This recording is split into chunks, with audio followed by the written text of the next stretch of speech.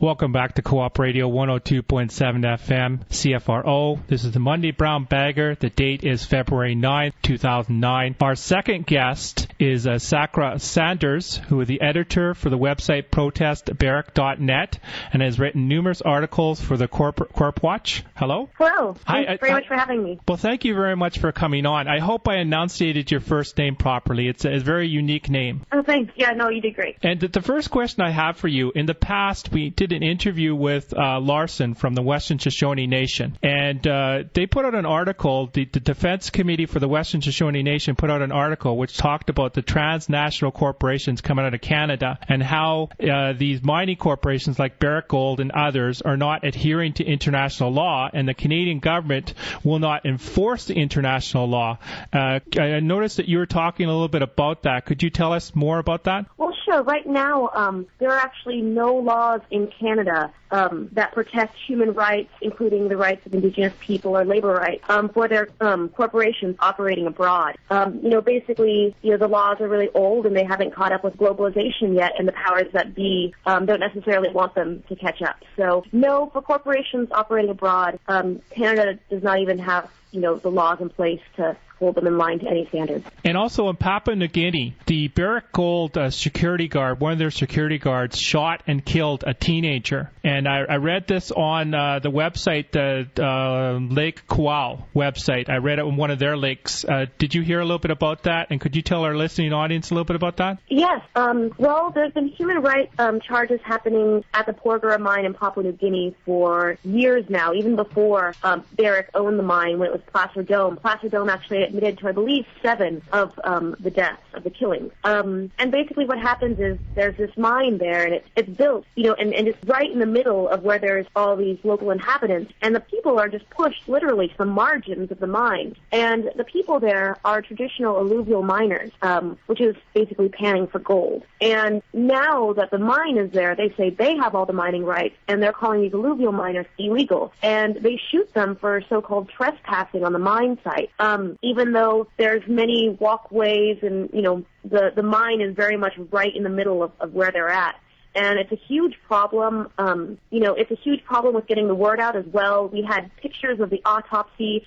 Barrick personnel were at the autopsy of this young boy that got shot, and they haven't even made any official remark on the death yet, regardless of the fact that I've inquired about it a bunch of times. And so, of course, we posted the autopsy reports to our website. We have a lot of testimony regarding it, and, Barrick doesn't respond to it. The mainstream media doesn't pick up on it. And so it's a big problem. Even with a lot of documentation, it's very difficult to get the word out about what's happening there. And so our listening audience can go take a look at all this information that you have. Could you give the listening audience a quick link where they can basically punch it in and take a look at it? Oh, sure. That would be on the front page of protestbarrick.net. But fortunately, if you go there, that's actually, slightly, older news. If you go to protestbarrick.net right now, what you'll see as the main article is the divestment of the Norwegian pension fund. And the Norwegian pension fund actually didn't have enough, which is a part of, Norway's government. It's basically it's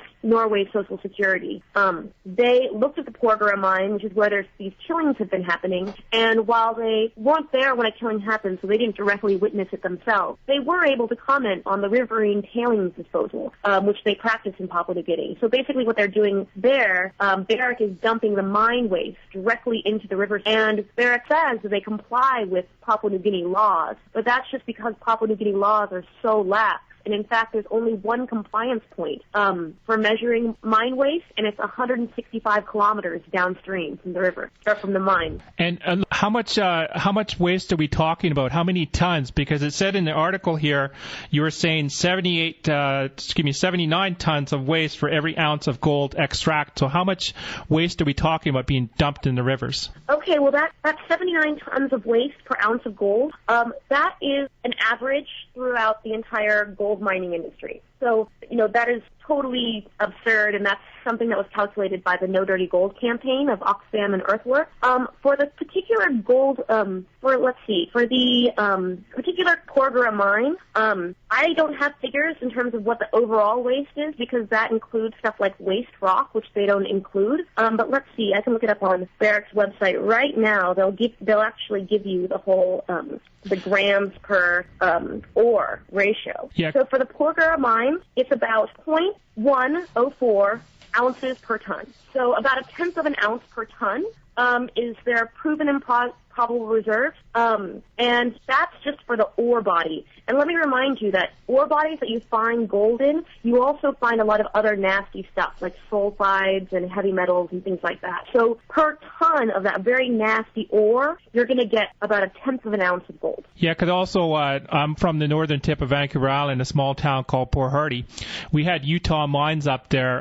It's shut down, been shut down for about 10 years or something like that. And what it was is a large open pit mine, and what they used to do was all the waste, they used to dump it right into the ocean. And you're talking about, looking at it now, the amount of environmental damage done was tremendous. And what they've done is they've sold all the equipment off and headed down to South America.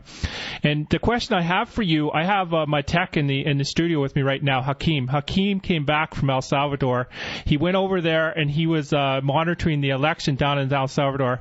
He was talking about how corporations like Blackwater and others are hired by the mining companies to protect the interests of the mines down there.